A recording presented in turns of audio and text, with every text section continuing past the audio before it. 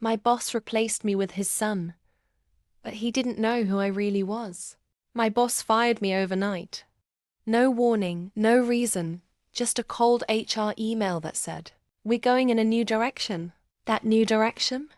His completely unqualified son. The next day I was gone. My desk cleared. But then, the chairman of the board stormed in asking, "Where is she?" My ex-boss froze, then admitted everything. What the chairman did next left the entire office speechless. I'm 34.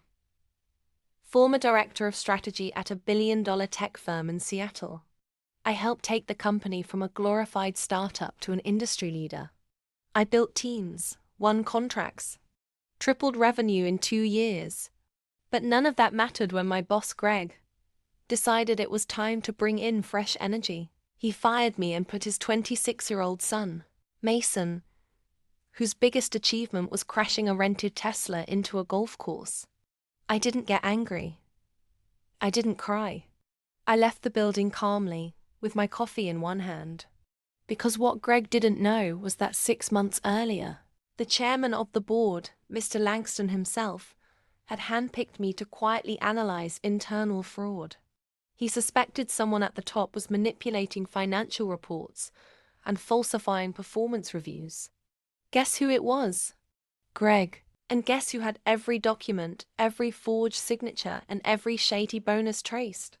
The next morning, I walked into the office building, not as an employee, but as a guest. Because Mr. Langston was waiting downstairs. And he wasn't smiling. We took the elevator up together. The entire floor went silent when the doors opened. Langston stormed into Greg's office. "Where is she?" Greg stuttered. I let her go yesterday." "My son," Langston raised one hand. "You fired the only person keeping this company clean and replaced her with your nepotistic liability." Greg blinked. "Excuse me?" Langston dropped a folder onto his desk. "This is a full audit.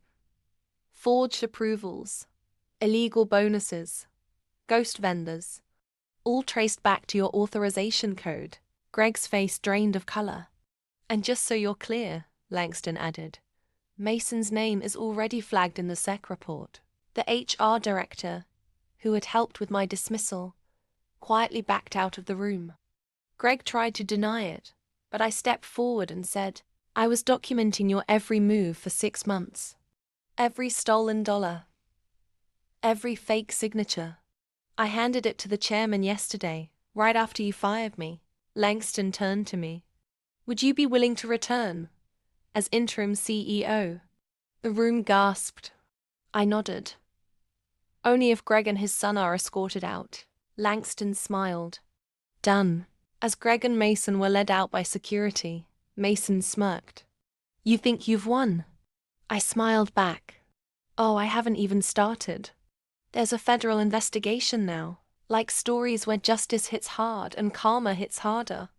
Subscribe to my channel now, and don't miss the next real-life tale of power, betrayal, and cold revenge.